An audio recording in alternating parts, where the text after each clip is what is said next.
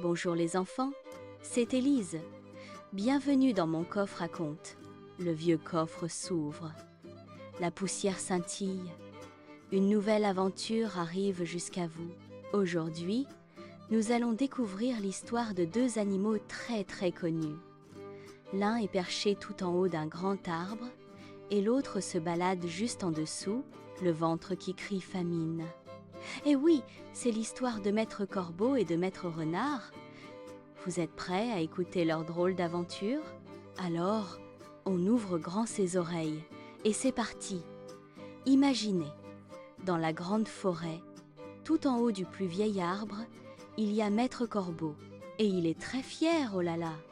Regardez-le, il tient dans son bec un vrai trésor, un fromage tout rond qui sent terriblement bon.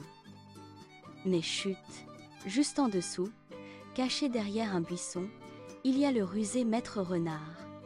Son ventre gargouille si fort qu'on pourrait l'entendre d'ici. En sentant cette bonne odeur de fromage, une petite idée commence déjà à briller dans ses yeux. Qu'est-ce qu'il va bien pouvoir inventer cette fois-ci? Ce matin-là, Maître Corbeau s'était levé d'une humeur de champion. Le soleil brillait, les oiseaux chantaient, et lui, il avait trouvé quelque chose d'extraordinaire. Près de la ferme des humains, posé sur le bord d'une fenêtre, il avait repéré le plus beau des fromages. Un fromage bien rond, jaune comme une fleur, et qui sentait si fort que son nez de corbeau en frétillait de bonheur. Quelle chance incroyable! Il l'avait attrapé tout doucement avec son bec et s'était envolé, le cœur battant la chamade. Personne ne l'avait vu. Ce fromage était à lui et rien qu'à lui. Il s'était posé sur sa branche préférée, la plus haute de toute la forêt, pour être bien tranquille et admirer son trésor. De là-haut, il voyait tout. Il se sentait comme le roi de la forêt. Il bombait le torse, avec ses belles plumes noires qui brillaient comme du velours au soleil. Il se regardait même dans une petite flaque d'eau et pensait « Ah, Maître Corbeau, tu es vraiment un oiseau exceptionnel. Malin, magnifique, et maintenant, tu as le plus merveilleux des fromages. » Il était tellement content de lui qu'il ne faisait plus attention à rien d'autre. Il ne pensait qu'à une seule chose, le moment parfait pour croquer dans son délicieux butin. Il penchait la tête, admirant son fromage sous tous les angles. Ce n'était pas juste un repas, c'était un trophée. Pendant ce temps, beaucoup plus bas, sur le chemin de terre, un autre habitant de la forêt n'était pas du tout de bonne humeur. C'était Maître Renard. Ce matin, son ventre faisait un bruit terrible. Grrrou! Il avait cherché partout de quoi manger. Sous les feuilles, derrière les rochers, près du ruisseau, rien, il n'avait rien trouvé du tout. Pas une seule petite mûre, pas le moindre insecte à se mettre sous la dent. Oh, j'ai une faim de loup, ou plutôt une faim de renard, se plaignait-il en posant une patte sur son ventre tout vide. Si seulement je pouvais trouver quelque chose de bon, n'importe quoi ferait l'affaire. Et c'est pile à ce moment-là qu'une odeur délicieuse est venue lui chatouiller les narines. Une odeur forte, crémeuse, une odeur de fromage. Mais d'où est-ce que ça pouvait bien venir? Maître Renard leva son museau pointu et renifla l'air. L'odeur venait d'en haut. Il a suivi le parfum du bout de son nez en marchant sur la pointe des pattes et ses yeux malins ont vite trouvé d'où venait cette merveilleuse senteur. Là-haut, perché sur une branche, se tenait Maître Corbeau et dans son bec, le fromage.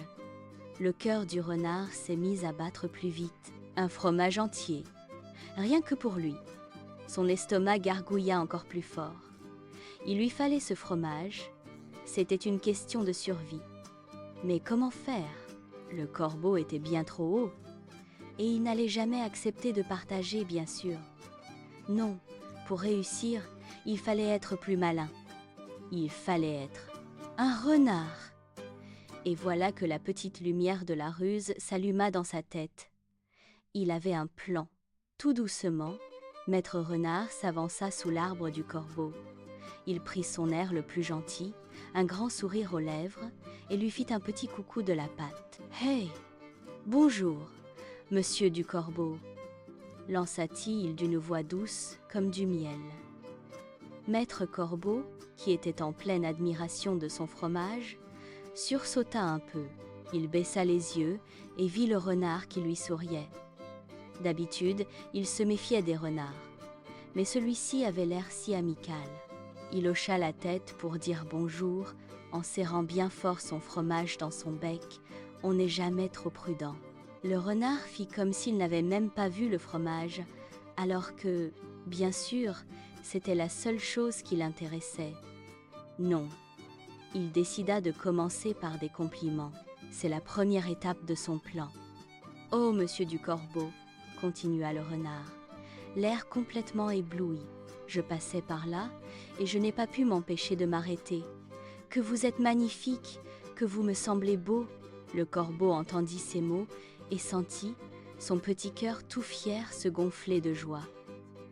Magnifique? Beau? Personne ne lui avait jamais dit des choses pareilles. Il redressa la tête et bomba encore plus sa poitrine. Il essaya de prendre une pose encore plus royale sur sa branche, mais sans jamais desserrer son bec, bien sûr. Il était curieux de voir ce que le renard allait bien pouvoir dire d'autre. Maître Renard vit tout de suite que ses compliments fonctionnaient à merveille.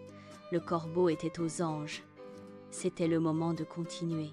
« Vraiment, je le pense », ajouta le renard d'une voix encore plus douce. « Sans mentir, si votre plumage se rapporte à votre ramage, je n'ai jamais vu un oiseau avec des plumes aussi incroyables. Elles sont si noires, si brillantes. On dirait un morceau de ciel en pleine nuit. C'est fou. » Le corbeau n'en pouvait plus de bonheur. Ces plumes? Incroyables? C'est vrai qu'il passait du temps à les lisser, mais que quelqu'un le remarque enfin. Quel plaisir! Il fit un petit mouvement d'ailes pour les faire briller au soleil. Il était si flatté. Le renard, voyant que son piège se refermait, décida de donner le coup final. Il prit un air rêveur et dit « Vous savez, en vous regardant, je me dis, avec des plumes aussi parfaites, votre chant doit être la plus belle des mélodies. Votre voix doit être aussi merveilleuse que votre apparence. Le chant du corbeau ?» Maître Corbeau fut un peu surpris. Il savait bien que son cri était plutôt un « croa, croa », un peu cassé et pas très joli. Mais le renard avait l'air si sûr de lui. Et si finalement il avait une voix magnifique sans même le savoir? L'idée commença à faire son chemin dans sa petite tête vaniteuse. « Oh oui !»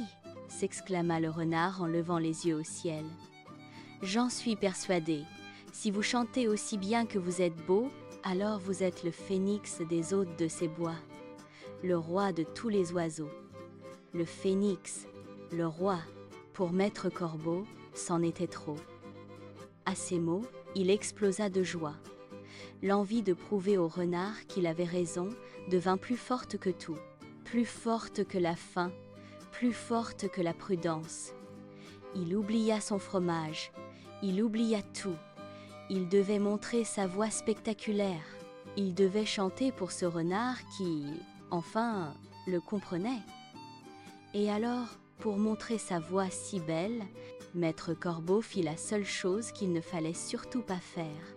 Il ouvrit un large bec pour pousser son plus puissant « Crou !»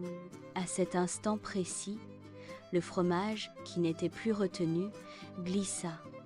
Il tomba, tomba, tomba, et atterrit pile poil aux pattes de Maître Renard, qui n'attendait que ça. Le renard l'attrapa sans perdre une seconde, croqua dedans à pleines dents, et, la bouche pleine, leva les yeux vers le pauvre corbeau. « Miam, merci !» dit-il avec un petit clin d'œil. Puis, il reprit un ton plus sérieux et déclara « Mon bon monsieur, apprenez que tout flatteur vit aux dépens de celui qui l'écoute. Cette leçon vaut bien un fromage, vous ne croyez pas?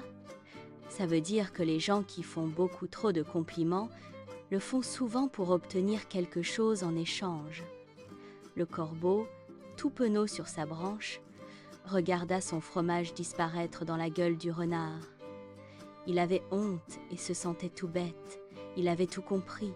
Il avait été trop naïf et beaucoup trop orgueilleux. Le renard ne pensait pas un seul mot de ces jolis compliments, il voulait juste le fromage. Le corbeau se jura, un peu tard, qu'on ne l'y reprendrait plus. Il avait appris une grande leçon aujourd'hui. Il faut se méfier des paroles qui sont trop belles pour être vraies. Cette histoire nous apprend quelque chose de très important. Vous ne trouvez pas ?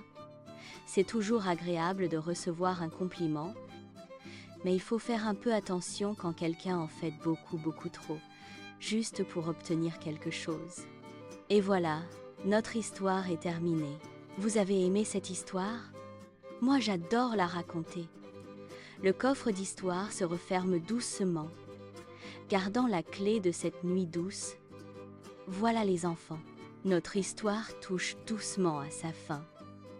Si vous avez aimé cette petite aventure dans la forêt, n'oubliez pas de demander à papa ou maman de s'abonner pour ne manquer aucune de nos prochaines histoires. Bonne nuit les petits, fermez doucement les yeux, que la magie des contes vous berce